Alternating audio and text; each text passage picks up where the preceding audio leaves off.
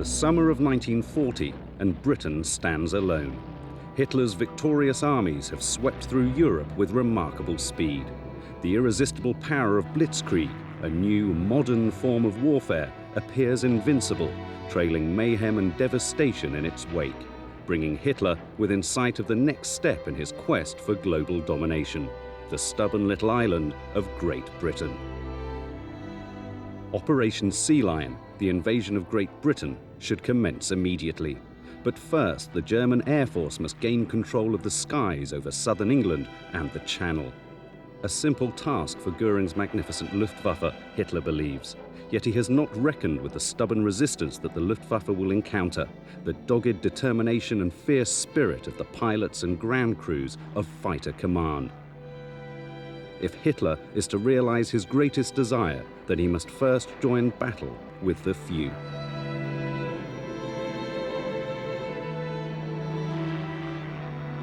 This is the story of that momentous summer, the true story of the Battle of Britain.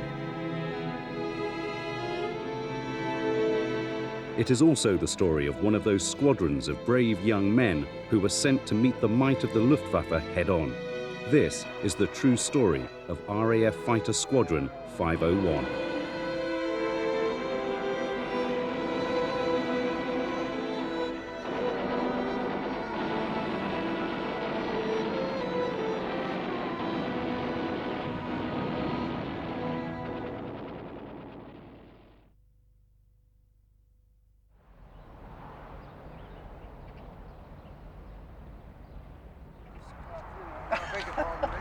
You know what I mean? A good turnout. It's the 501 standard, actually. Survivors, everyone. 501 Squadron were the only squadron which was on station in the Battle of Britain area from day one to the end, having already been through the Battle of France. Continually on up from May 1940 until December. We lost more airplanes, pilots killed or wounded, than any other single squadron. 501 Squadron was originally formed in 1929 as a special reserve squadron of the RAF, its home base, Filton, in Gloucestershire. With the appearance of the Nazi threat on the continent, the RAF designated 501 as a squadron of the Auxiliary Air Force.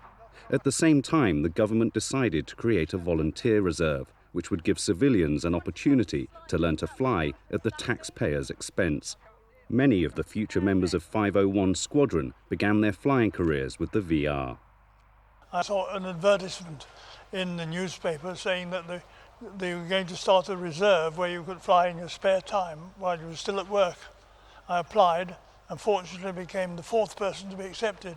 A lot of young people in those days, we looked for something, and they enabled us to fly without having to pay for it, which was something important as far as I was concerned, because I was an engineering apprentice, and obviously I needed some support from my parents.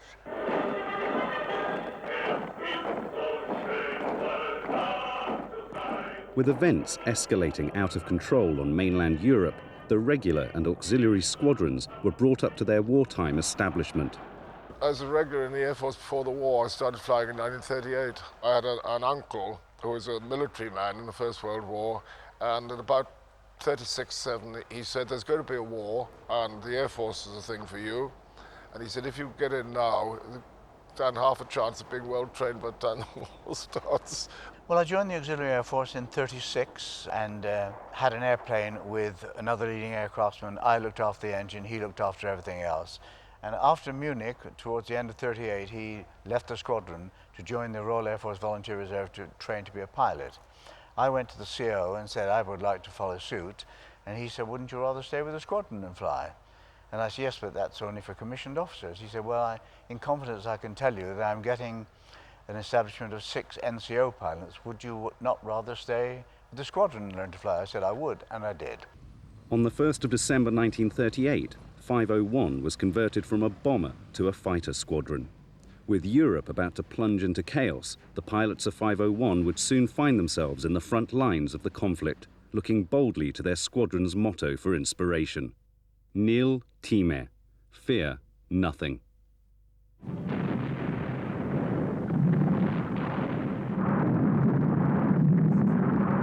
In the small hours of September the 1st, 1939, the first German troops moved into Poland.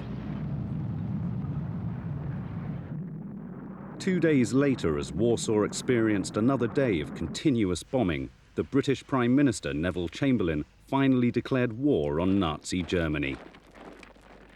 501 was fully mobilised, and already its Hurricanes were carrying out patrols over the British Channel. Sergeant Pilot Ken Lee was a new face at the squadron. 501 Squadron needed reinforcements because they only had about 12 pilots who were wartime experienced with about 5 hours each on Hurricanes. So they sent myself and several other people who've been doing this voluntary peacetime squadron flying to back up 501 Squadron, bringing about 100 hours experience each to the squadron. The phony war supervened, however, and an anxious British public, who at first believed the bombs would rain down post-haste, began to believe that they may never come at all.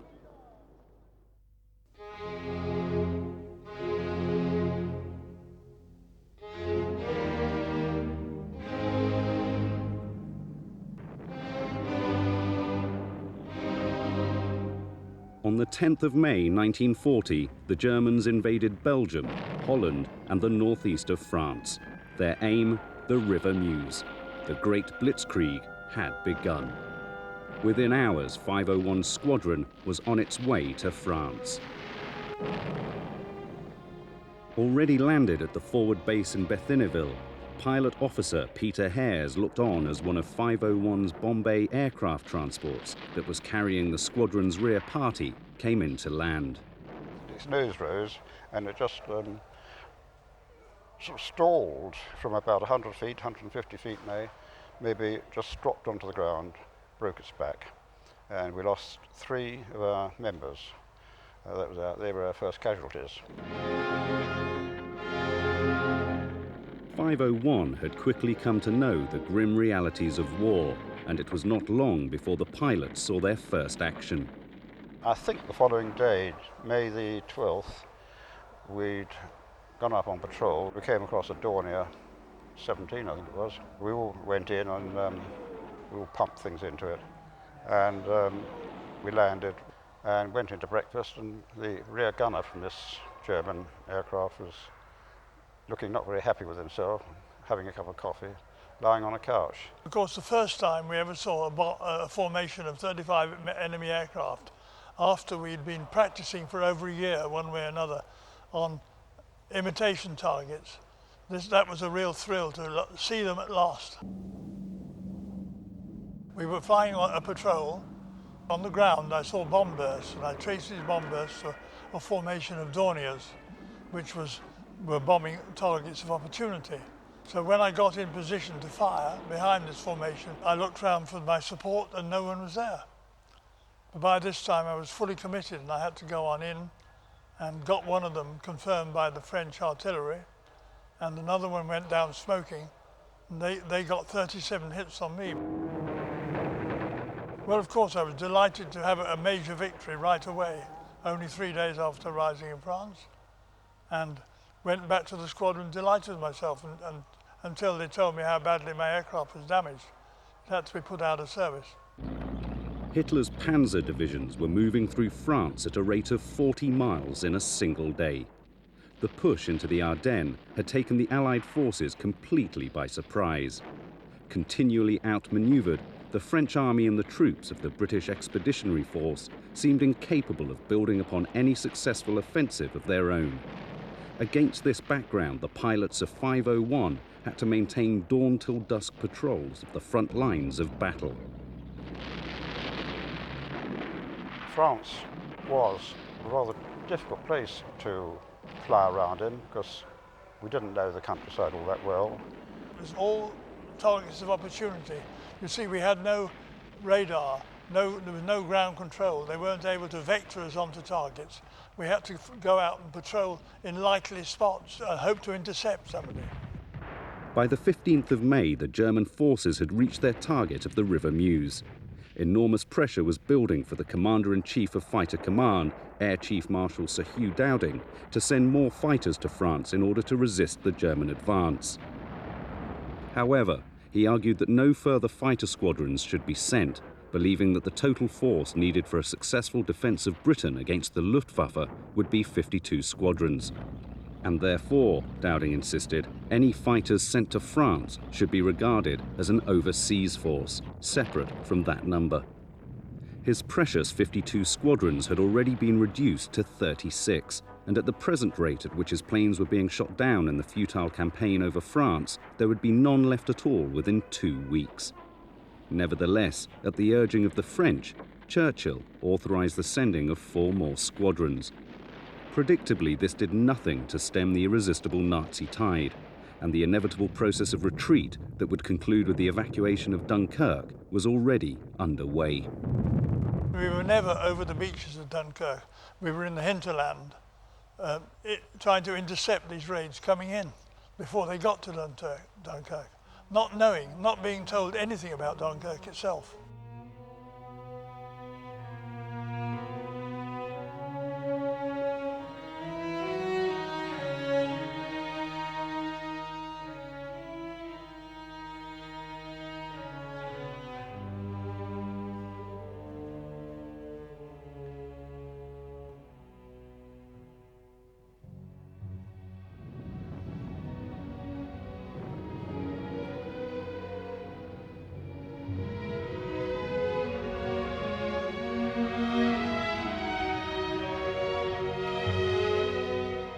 By the 4th of June, the evacuation of Dunkirk was complete, but for the pilots of 501, there was no respite.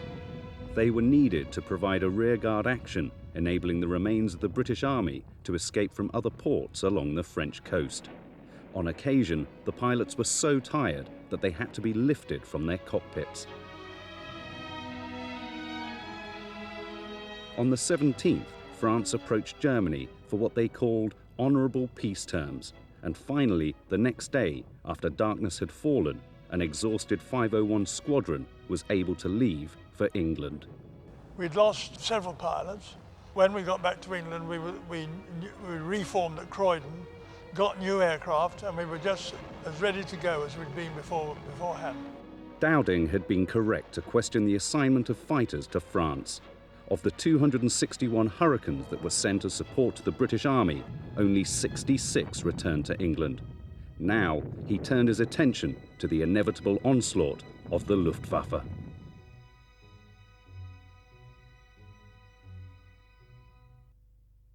Dowding had divided Britain into 4 fighter groups. Number 12 group he had given to perhaps his fiercest critic, Air Vice Marshal Trafford Leigh-Mallory. His friend and close colleague, Air Commodore Keith Park, would command the strategically vital 11 Group. The fighter squadrons here would inevitably face the brunt of the attack. 501 was initially placed in the thick of it at Middle Wallop, near Andover. Dowding surveyed all from Fighter Command HQ at Bentley Priory. He was not only Commander-in-Chief of the fighter squadrons, but also of the whole control network that fed these squadrons with the information they needed to successfully engage the enemy. This included the radar stations. Radar was a new, hastily developed technology that would prove vital to Fighter Command's war effort. It was used to determine the location, height, and strength of enemy aircraft as they crossed the Channel and approached the coastline of southeast England. The control from the ground with these operations room run by the WAFs were excellent. They were very accurate in the height and speed and numbers of the enemy aircraft, so that we were able to organize our formations to the best of advantage. Without the radar and the fighter control, we wouldn't have been able to fight the way we did, because we'd have to either have had standing patrols in the air, which would have been very, very wasteful, or we'd have had to search for them, actually. And of course, that would have been equally wasteful. Once past the coast, it was left to the Observer Corps to track the course of the raiders, using only binoculars, a simple sighting device, and an aircraft recognition booklet. Little wonder that Churchill likened this to going from the middle of the 20th century to the early Stone Age. This command network would be making the crucial decisions of the war: when to send planes into battle, where to engage the enemy, and with how many fighters, ultimately determining whether the battle would be won or lost. 10 aircraft. Across the Channel, the gathering forces of the German Air Force could not have been under the control of a man more different from the taciturn Dowding. Reich Marshal Hermann Goering, chief of the Luftwaffe, was a brash and willful man. A World War I fighter ace, his spectacular rise through the Nazi ranks had brought him untold riches and gained him the position of one of Hitler's closest confidants. Now, his beloved Luftwaffe was given a very specific task: to reduce the RAF to such a state that it would be unable to mount any significant resistance to a Nazi invasion force. As the two sides prepared to engage in the first sorties of the Battle of Britain, Fighter Command had 609 single-engine fighters at its disposal, only 531 of which were actually serviceable and ready to fly. The total fighter force of the Luftwaffe was somewhat larger, at 809 Messerschmitt Bf 109s, but the French campaign meant that only 656 could be called upon immediately. The Luftwaffe's bombing force was somewhat more impressive. 769 twin-engine bombers, mostly Heinkel 111s, could be expected to send their bomb loads crashing down on strategic targets.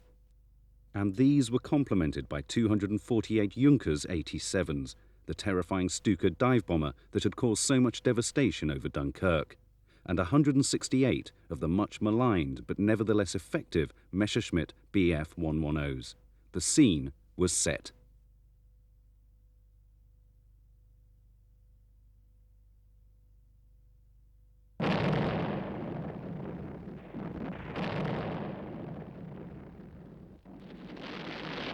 Shelling of the English coastline had already begun.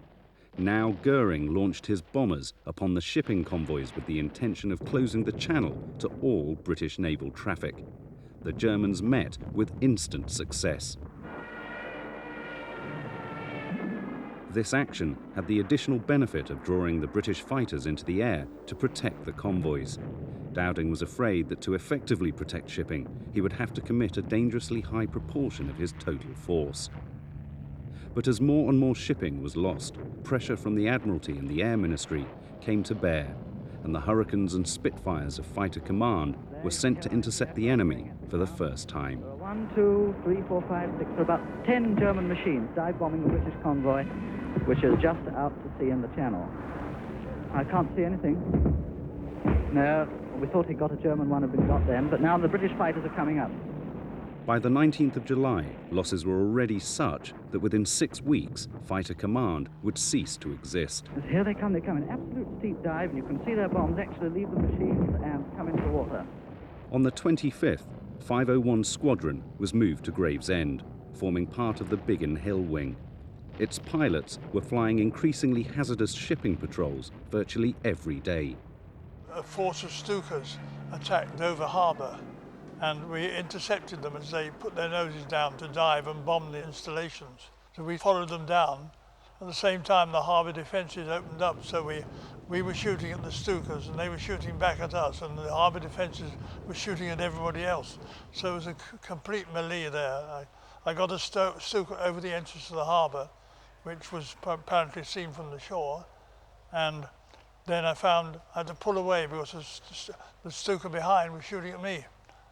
And that was probably the most intense engagement I had.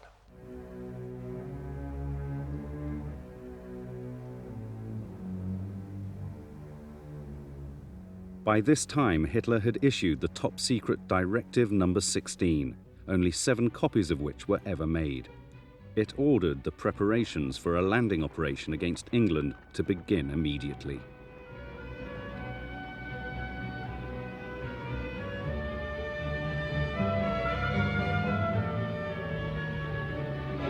In many ways, July was a month of experiments. The destruction of shipping was costly in terms of raw materials and lives, but the real value of these raids was in what both sides were beginning to learn about each other. the Luftwaffe probed the British defences, discovering response times and looking for weaknesses, while the British bedded down their radar system, learning to interpret the little green blips that would appear on the cathode ray tubes in order to effectively dispatch their fighters to engage the enemy. The fighter pilots were also sounding each other out, looking for the strengths and weaknesses in the performance of enemy aircraft while seeking to get the best out of their own machines, changing and refining tactics, striving for the upper hand.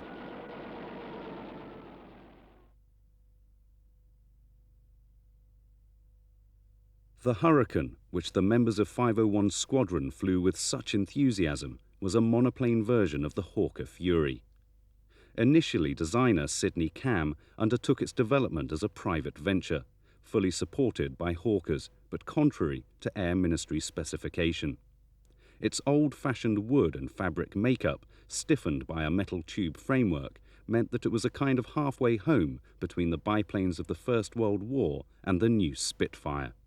It was a damn fine aircraft. It was very strong. It was easy to fly. It would take a good old battering, and also it was very much more easily repaired because it was a canvas structure, wings and body, and could be repaired quite readily, whereas if a Spitfire was hit, then it was a metal worker's job and a long job. The Hurricane was a good, solid, shall we say, workhorse, that's the way to put it, whereas the Spitfire was a thoroughbred racing horse.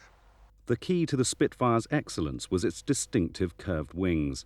A design way ahead of its time, it looked more like a racer than a military plane. When told his machine had been given the name Spitfire, designer Reginald Mitchell complained that it was just the sort of bloody silly name they would choose. The Luftwaffe's single-engine fighter was the Bf-109. Its designer, Willy Messerschmitt, had no engine that could compare to the Rolls-Royce Merlin utilised by the Hurricanes and Spitfires. So he designed the smallest, lightest and most aerodynamic airframe that could fit around the available Jumo engine. By the start of the battle, its performance was probably marginally better than the Hurricane and as good as the Spitfire. The pilots who were actually flying these machines were making their own comparisons, however. The only snag was the Hurricanes couldn't operate at the height of the 109, and the Spitfire could operate higher than we could. That's why, generally speaking, the Spitfires were set off to deal with the 109s and the fighter aircraft above the bombers, and we were sent into the bombers. Didn't always work out that way, mind you. It hadn't got the speed of a Spitfire or a Messerschmitt 109, but we could outturn the 109s, no problem there. The Hurricane was more manoeuvrable. It would turn inside either a Spitfire, which it didn't have to, but more important, inside a 109. And if you could turn inside it, you ended up on its tail. Turning a tight curve was perhaps the greatest test of a pilot's skill. It has also been the subject of much controversy between the pilots of different aircraft ever since the battle. Theoretically, the 109 could execute the tightest turn, but in reality it was often the pilot who best knew the limits of his plane and who would be most prepared to push them who would gain the advantage over his adversary. Pilot Officer Gordon Parkin remembers vividly the origin of his respect for the Hurricane's turning ability. On one occasion, I got out of a very awkward situation shooting at this 109. I looked quickly at the mirror and I saw another one right on my tail. I did a very, very tight turn to the left and the other fellow couldn't follow me. And I think if I hadn't taken action immediately, I'd have been blown out of the sky, because they had a vicious little cannon which fired through the propeller boss. And if you got hit with one of those, you hadn't much chance. Well, the Hurricane had eight Browning machine guns. They all fired at the same time, and you couldn't sort of select. And you just had a firing button on your control column. And you just press that and the guns fired. A 3-second burst is quite a long one, and I think that my recollection is that we had about 15 seconds, but then you'd only go brrrt, like that was 1 second. All 8 guns went through a circle of about 1 metre at 250 yards. So if you were accurate in your shooting, you had a very powerful hitting power. It depended on where you hit him. If you hit the actual pilot, poof, that was it. If you hit the engine, and their engines were very strong actually and very hard, but if you hit them in the radiator, then they would slow up, and you could then get closer, and he had to then try and fight his way out and get back. Otherwise he came down in the UK, and that was the end of the war. On the 31st of July, Pilot Officer Parkin had trouble starting his Hurricane for the return to base from 501's forward station of Hawkenge. Having finally become airborne, he cautiously approached the blacked-out airfield at Gravesend as dusk was falling. I could see the boundaries of the airfield fairly clearly, but it got worse as I got down. I saw the boundary go underneath, and I was breathing a sigh of relief, but it was rather short-lived because the next moment I saw 3 rows of barbed wire come up the landing beam at me. I tried to avoid it by opening the throttle quickly, but it was too late. The wheels caught this wire. Next thing I remember, I was upside down, and it had gone completely over, and the cockpit was filling up with earth, because we always landed with the canopy back. It was a regulation, we had to. And I passed out then, and about 48 hours later woke up in Gravesend Hospital. And my parents standing at the bedside. And as I say, that put me out of the battle for the rest of the Battle of Britain, unfortunately. Or fortunately, I don't know which. I'd either have been killed later or been an ace like some of the others. By now, the strain upon Fighter Command's manpower was becoming immense. While Lord Beaverbrook's unorthodox methods at the Ministry of Aircraft Production meant that the fighter squadrons would eventually enjoy a continuous supply of aircraft, the shortfall in trained pilots was far more worrying. On August the 10th, Dowding was forced to cut the operational training period for fighter pilots to just 2 weeks. Until July, this same course had lasted 6 months. Bill Green was one of the many new recruits to experience a whirlwind training. I hadn't fired any guns, I hadn't used radio, hadn't used oxygen, hadn't used a VPS screw. I went down to the training flight to this pilot officer Flinders, and he said, well, now, you were a fitter, weren't you, before you were a pilot? I said, yes. He said, what airplanes did you have? I said, well, we just got Hurricanes when I converted. Oh, well, then he said, you know all about them. There's one over there. He said, go and sit in it, and when you feel comfortable, just take it off. I said, well, hang about. I said, I need to know what speed it lifts off at and what speed it comes in at and what speed I need for a loop. And so he told me, and off I went, and that was really, I was a self-starter. I had to find out the hard way from scratch. I received no fighter training whatsoever. The first time I saw a Hurricane was when I arrived at Biggin Hill in July of 1940, and I was shown a Hurricane fighter. We flew the Hurricane in the afternoon for a very short period, about an hour or so around the aerodrome at Biggin Hill, and then the next morning we were flying on operations. I said, I don't know whether it matters, sir, but I've never fired the guns on one of these aircraft yet. And he said, oh, haven't you, old boy? He said, well, you see that big cloud up there? I said, yes. He said, well, go and see if you can hit that. In the middle of my sleep, in the dark, somebody was shaking me with and shining a light in my face. I said, what's going on? He said, come on, get up. I said, no. I said, I'm just arrived. I'm green. He said, yes, you're green 3. And in a matter of minutes after that, Lacey and I were walking towards our airplane just before dawn to go down to our forward base at Hawkenge. And I said to Ginger, well, what's this green section? What's green 3? He said, well, we're the Arsene Charlie section. He said, when we get up a bit, he said, we have to start weaving at the back of the squadron to make sure that we're not bounced from behind. So he said, when you see me do a turn to the right, he said, do one to the left. But don't overdo it, he said, otherwise, he said, you'll lose the squadron. Well, I did it, when I saw him go, I did the gentlest turn and the shortest turn of all time before I turned back and everyone had gone. The sky was empty. I was very ill-equipped to fly in combat, and the results proved it. Most of the senior people, they had been through the Battle of France, and they were experienced pilots who knew all about it and had a lot of experience before the Battle of France. And as a consequence, during the Battle of Britain, they were carrying the full weight of the battle, because people like me were joining and were being shot out of the sky in seconds because we just didn't know what it was all about.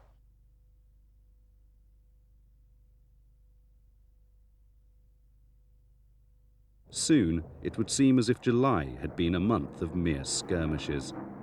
On August the 12th, the Germans, with a series of carefully planned and remarkably successful attacks on radar stations, tore a 100-mile gap in Fighter Command's radar chain. It must have seemed to Goering and his generals as the perfect preparation for Eagle Day, the massive assault that was planned for the following day. But by that evening, most of the radar stations along the English coast had been hastily patched up. Only the station at Ventnor remained down. Cannily, its signal was transmitted by another station, fooling the Germans into believing that it too had remained operational.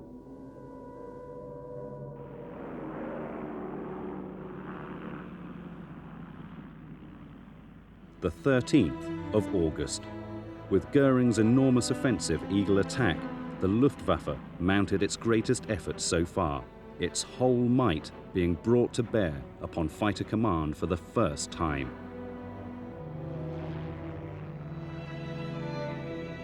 It began inauspiciously when poor weather caused Goering to issue a postponement, but the order failed to reach certain units, and by mid-afternoon, masses of German aircraft descended upon a variety of strategic targets. As the battles raged across the southeast of England, these great adversaries exchanged blow after blow.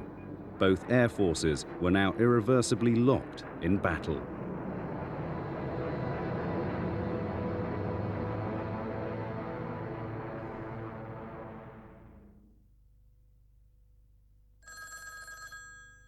We all swore that we'd never have a telephone after the war.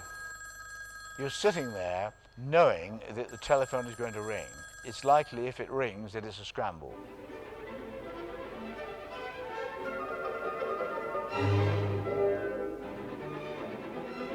The word would be shouted 501 scramble, and we'd all rush out to our aircraft, which was sitting there at readiness. We had our parachutes hanging over the wing, so we could pull them on quickly. In, start up.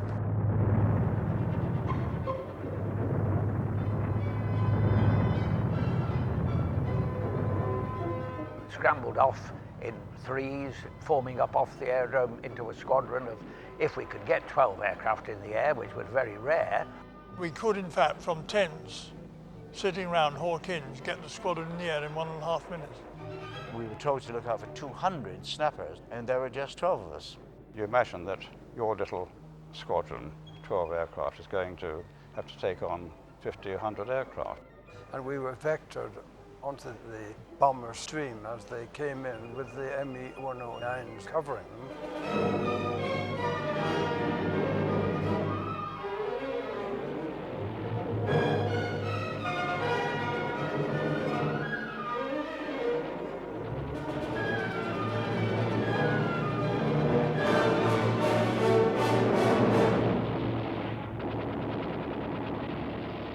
And then the dogfight would start, and they were in all directions. You're looking through 360 degrees the whole time. Diving, turning and twisting. Trying to get into position to shoot him down, stop him getting into position to shoot you down. Closed your eyes and pressed the button. With any luck, you found yourself on the tail of something. It's just a question of endurance and strength to get to hold the aircraft and get round tighter than he can. But often we had to fight our way in and fight our way out. It got very quickly to be every man for himself. We used to say, if you see a little cloud up there, point your 8 machine guns at it and press the button, and out will come in all directions, Hurricanes and Spitfires. You would make sure that you got him and he didn't get you. I mean, that was it.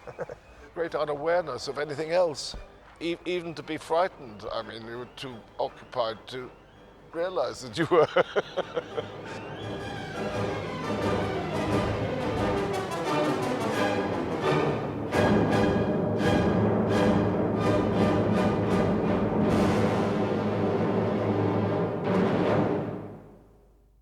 As the smoke settled on Eagle Day, the Germans had mounted 1,485 sorties. Fighter Command had responded with a nicely anticipated 700. Evidently, the RAF sector controllers were learning fast when to send their fighters into battle. Ultimately, Goering had assigned no priority to the targets of that day. Was the Luftwaffe supposed to destroy Fighter Command by bombing it on the ground or by forcing its fighters to battle in the air? One way or another, the Luftwaffe did have to destroy Fighter Command. Fighter Command, on the other hand, just needed to remain intact as a fighting force until the weather became too bad for an invasion attempt. Of course, this would be easier said than done, and on the 18th of August, 501 Squadron experienced its most testing day of the campaign so far. The main disaster we ever had when 501 lost 4 aircraft in one sortie was probably one of the few times I didn't do the rear cover.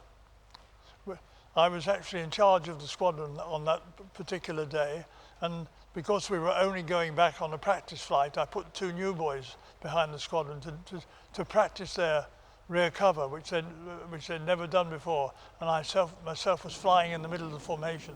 And we got jumped completely. This German came down, Oberleutnant Schopfel. He shot the 2 individual weavers and another man in the rear, and then myself. And he said that my aircraft blew up, and with so much debris, he had to pull away, otherwise he'd been able to get more of the squadron. But I got a bullet in my leg, which threw my leg into the air. And then I tried to get out, and the wind blew me back in again.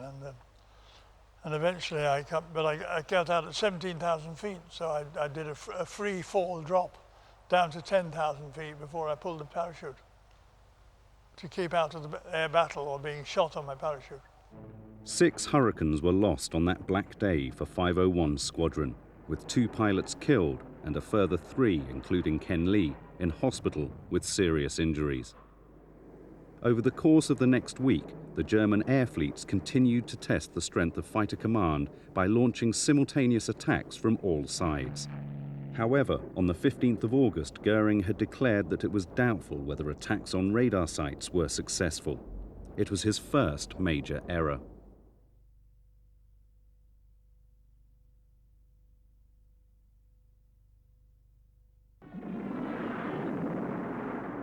Now, the attacks on the fighter airfields began. Fighter Command came to regard this as the critical period. For the first time, the squadron ground crews and the airfield staff were brought into the front line of battle. Biggin Hill Airfield suffered a devastating low-level attack on the 30th of August, leaving 39 dead and 26 injured. The Luftwaffe seemed to do no wrong. In the 2 weeks of this critical period, Fighter Command lost 200 more planes than it managed to shoot down. Many of these losses came on the ground, as the Germans launched wave after wave of raids on sector airfields, 6 out of 7 of which were critically damaged. 231 pilots were killed, wounded, or missing. Goering was close to achieving the air superiority the invasion needed. Bill Green had already been shot down on the 24th, and on the 29th he was to be put out of the battle for good. We were vectored over Deal, and suddenly a hole appeared in this so-called bulletproof windscreen, and the airplane was finished. It was shot to pieces. I got as far as pulling the pin of the Sutton harness and taking the weight off my feet, having the hood back, and I was sucked out. And immediately my flying boots went past my ear, psst, psst, like that. And I thought, my God, I'll never find this ripcord, but I did. I was rolling, and I pulled it, and I saw a piece of white twice do 2 eccentric circles. And this didn't have any significance until the main canopy fell from its pack, because what I had seen was in fact the pilot parachute, and the main canopy, having nothing to pull it from its pack, fell from its pack, and I rolled into it. So I could see nothing, but I knew that it didn't have to come up through my legs, it had to go up behind me. So I was busily doing a sort of breaststroke, trying to push it back through my legs, which was quite forlorn, really. I really thought that it was my end. And I reckoned I was about 16,000 feet when I pulled the cord, I'm guessing, but we were at 20,000 feet when I was hit. And suddenly there was a jolt when I was kicked backwards. I think the wind must have got under one of the parachute folds. And a secondary jolt when the rigging lines, which are up and down your back, ripped away from their fasteners, and I grabbed them thinking, having seen one bit go and experienced the consequences, I thought the whole lot might be going. And the thing I remember most of all at that moment was the quietude, which hit me more than any noise I'd ever heard. And I realized that I was okay. And I looked to my right and there were pylon cables level with me. And I looked to my left and there were trees above me. So I realized I was near the ground, and the only thing I'd learned about parachute jumping was that if you hit the ground you had to relax your knees, which I did instantly, and bang, I was down. Bill Green's 7 days of action had seen him fly 28 sorties, but the tired pilots of Fighter Command were now losing their comrades at a faster rate than they could be replaced. The gravity of the situation was brought home to Sergeant Pilot Tony Pickering in a very graphic way. We were billeted in a house on the outskirts of the aerodrome, and there were 4 of us sleeping in the room. And then one night, one fella was shot down, or in the daytime actually. There was only 3. The next night there was only 2. The next night I was there by myself, and the next day I jumped out. So it was a remarkable coincidence that we went down from 4, 3, 2, 1, and then I jumped out. One got used to the fact that one day people would be missing that were there with you the day before, and you expected it, you know. I mean, it was a real live war, and people were dying, and it might be you and it was them, and you were thankful that it was not you, but sorry that it was them. Despite the seemingly forlorn situation Fighter Command now found itself in, morale within the squadrons remained high. The young pilots even found ways in which to relax and leave the troubles of the day's fighting behind. Pilot officer Vivian Snell had already gained a reputation as 501's tame Fats Waller for his performances at the mess piano. Yes, well, I mean, we were close enough to South Croydon. My flight commander and I had a couple of girls there. They used to visit most evenings. We used to get into our best blue and pop it. I had a car. We'd drive in there and come back just before dawn when we were on readiness again. I don't know if I can tell you this, but I had a bit of a problem with mine after time. Things hadn't arrived which she thought ought to.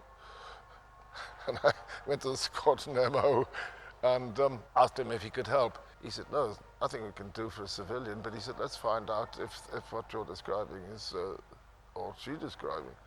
And he said, get me a sample.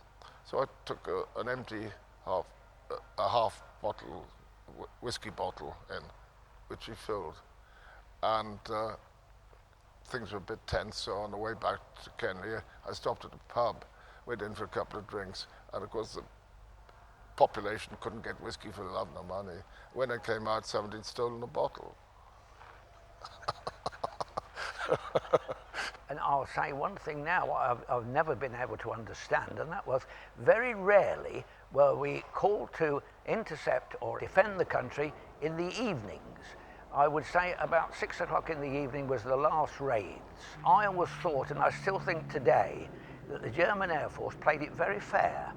They wanted to get back and enjoy their evenings with their local girls in the cafes and restaurants in France, and they enabled us to do the same. We go down to central London and go to 1 or 2 clubs there for an hour or 2, but in the evenings we were usually too tired to do much, and certainly in August and September, by the time we were released at last light, it was 10 to 10 and the pubs closed at 10, so we couldn't do much in the way of going out and having a good time.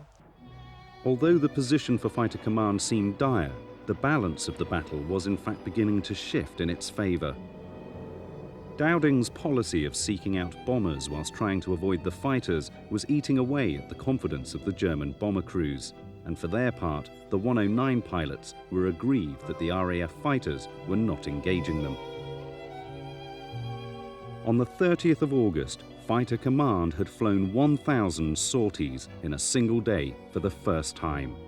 This must have come as quite a blow to the German pilots, who were led to believe that Fighter Command was on its knees. Frustrated, Goering decided that the RAF fighter force had to be brought into battle more quickly. Winter was fast approaching, and the invasion plan required fair weather. he decided that London was a target fighter command daren't leave undefended. Turning his attention from bombing the fighter airfields to the bombing of London was Goering's biggest mistake. Hitler had already decided that London was now a legitimate target. In response to a lone German bomber that had lost its way and dropped its bombs on the city of London, Churchill had ordered reprisal bombings of Berlin.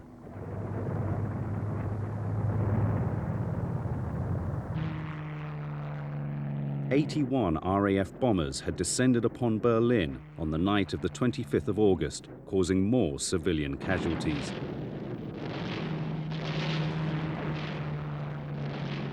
Hitler was furious, and in such willful circumstances, the scene was set for the Great Blitz of London.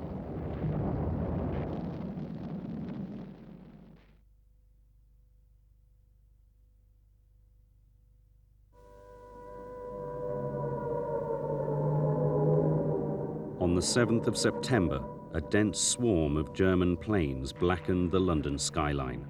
Nearly 1,000 aircraft, a third of them bombers, filling an area 2 miles high and 800 miles square, sent Londoners scurrying for their air raid shelters.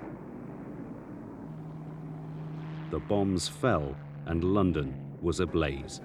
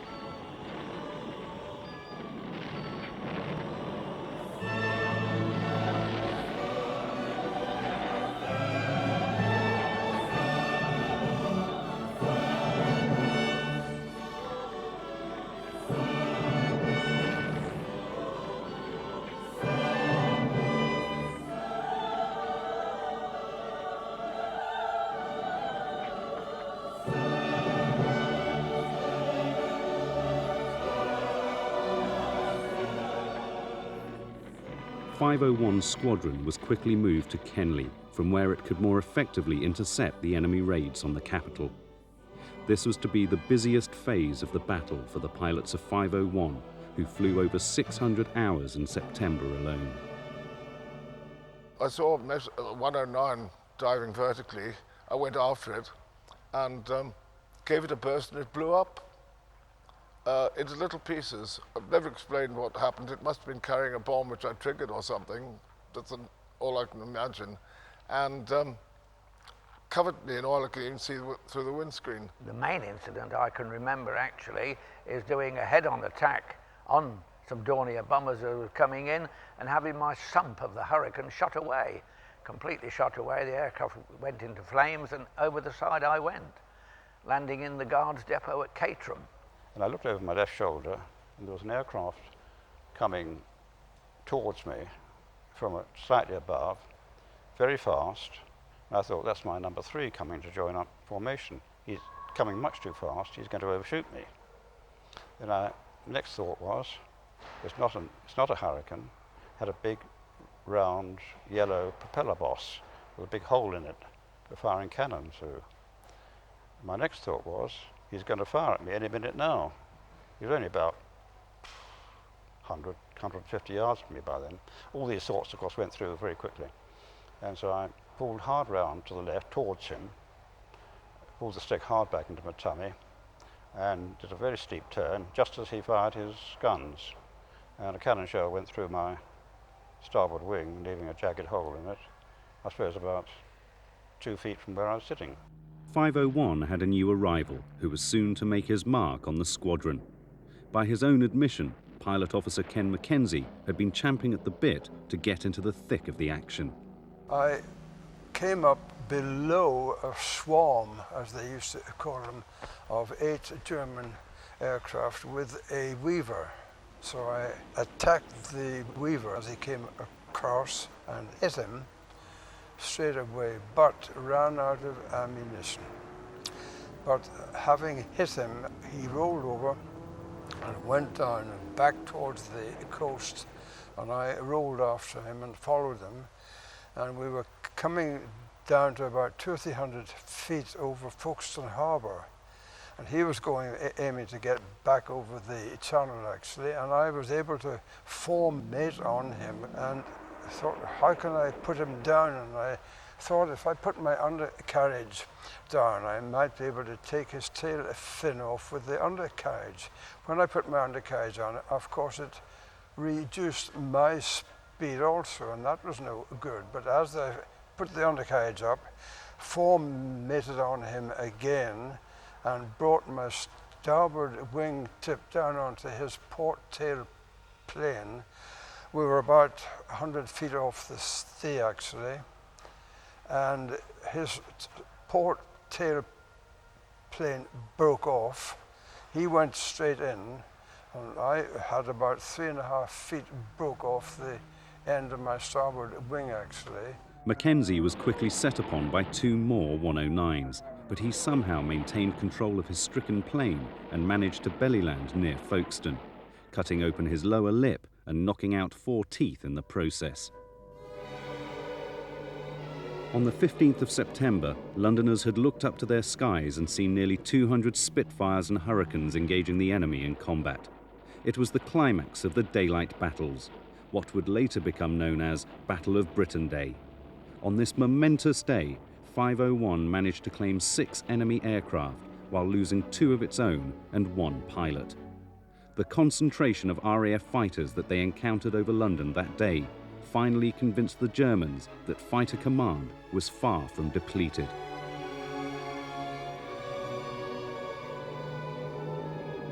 Fighter command did not gain control of the skies over Britain.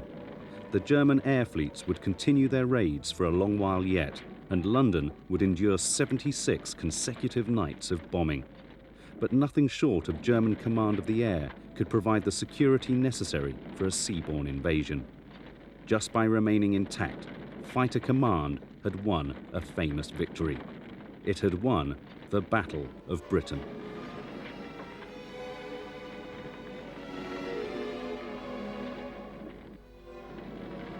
Goering's Luftwaffe had played and lost. Operation Sea Lion was postponed indefinitely, and Hitler turned his attention to the east and Russia.